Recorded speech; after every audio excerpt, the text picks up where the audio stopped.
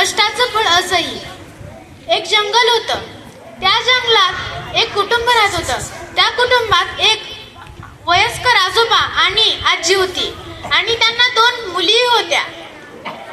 एक मुलगी होती आळशी आणि एक मुलगी होती कष्टाळू. ती कष्टाळू मुलगी दररोज कामाने भुलली असत, पण ती कधीही आपल्याला दुसरं मानून घेत नव्हती. आजी म्हणाली, अगं तू मोलकरीण म्हणून दुसऱ्या राज्यात जातेस का? तिथे एक मोठा महल आहे. त्या महालात तुला 7 राण्या भेटतील आणि 7 राण्यांपैकी तुला एक जण राणी काम सांगेल आणि तू काम करशील. आजोबाला थोडं वाईट वाटलं पण काही म्हणता येत नव्हतं. सकाळी उठून दुसऱ्या दिवशी ती कष्टाळू मुलगी निघाली. तिला जात एक भट्टी भेटली. ती भट्टी खूप मोडकळीला आली होती. ती भट्टी म्हणाली, अगं ये मुले, मला देतीस का थोडा कलर फिलर? आणि ती कष्टाळू मुलगी खरंच तयार झाली आणि इथला तिथला चिखल घेऊन मळून तयार करून भट्टी नवीन केली.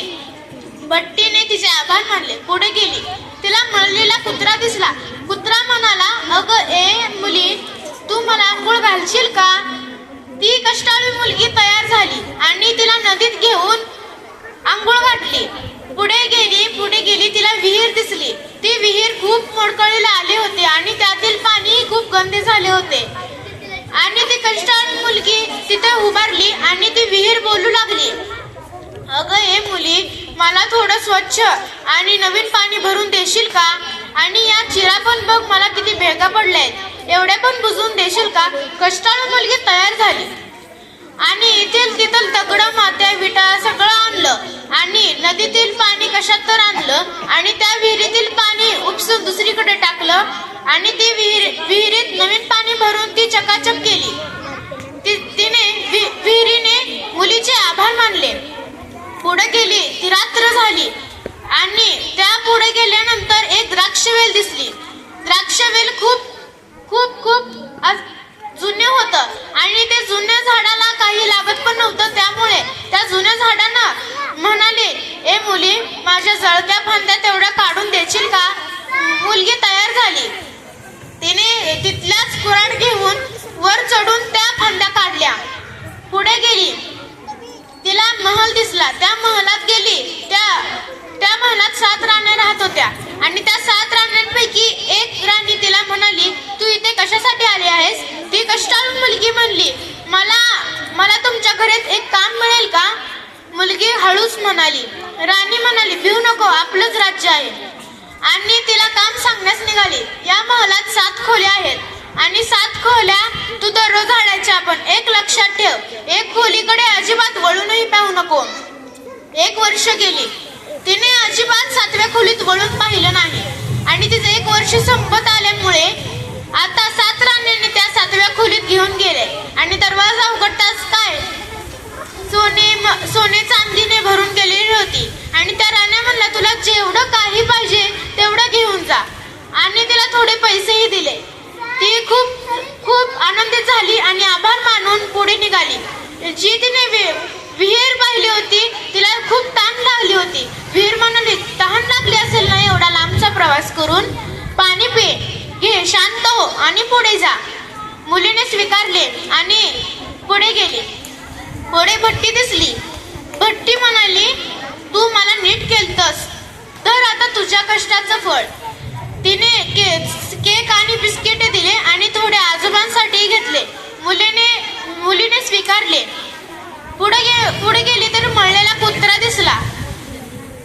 आता मळलेला कुत्रा नव्हता तिथे, चांदीचा कुत्रा होता. म्हणजे चांदीच्या त्याच्यावर झालर होती. जेवढे चांदीचे मणी पाहिजे तेवढे घेऊन जा. आणि मुलीने स्वीकारले. पुढे गेली आणि तिचं घर आलं. एवढं चकचकीत बघून आणि एवढं सानन पाण्यानं, द्राक्षवेलीच्या रसांनी एवढं भरलेलं बघून आईला आनंद झाला नाही, पण वडिलांना आनंद होऊन दोघांनी भेट घेतली. आणि एवढं बघून आईने लालची होती आणि तिची दुसरी मुलगी ही लालची होती. म्हणून त्या लालची मुलीला पाठवलं की तू पण असे हिच्यासारखं नवीन काहीतरी मिळवून घे. आणि तिने पुढे गेली. तिला द्राक्षवेल दिसली पहिल्यांदा आणि द्राक्षवेल म्हणाली, अगं हे मुली, एवढ्या फांद्या कट करून देशील का? आणि ती मुलीने नाकार दिला आणि पुढे दिली. तिला मळलेला कुत्रा दिसला, तिने स्वीकारले नाही, पुढे गेली. तिला भट्टी दिसली, तिने स्वीकारले नाही, पुढे गेली. विहीर दिसली, स्वीकारले नाही, पुढे गेली. रात्र झाली, प्रवास करून करून थकली आणि एक महल दिसला पुढे तिला. आणि त्या महलात जे सांगितल्याप्रमाणे 7 राण्या राहत होत्या आणि ते 7 राण्यांपैकी एक राणी म्हणाली की तुला इथे काम पाहिजे ना, मग ह्या महालात 7 खोल्या आहेत, त्यापैकी 6 तू दररोज 1 वर्ष झाडायचं, स्वच्छ करायच्या, पण 7व्या खोलीत अजिबात उघडून बघायचं नाही. तिने पहिल्या दिवशीच कामावरून 6 खोल्या झाडल्या आणि 7व्या खोलीकडे बघितलं. तिच्या मनात लालच निर्माण झाला आणि त्या 7व्या खोलीत गेली तर ती मच्छर, किडे, डास सर्व काही तिला भाजून काढलं आणि पुढे ती पळत गेली. 7 राण्या आश्चर्यचकित झाल्या, पण त्यांना माहित होतं की हे 7व्या खोलीत गेलेले आहे.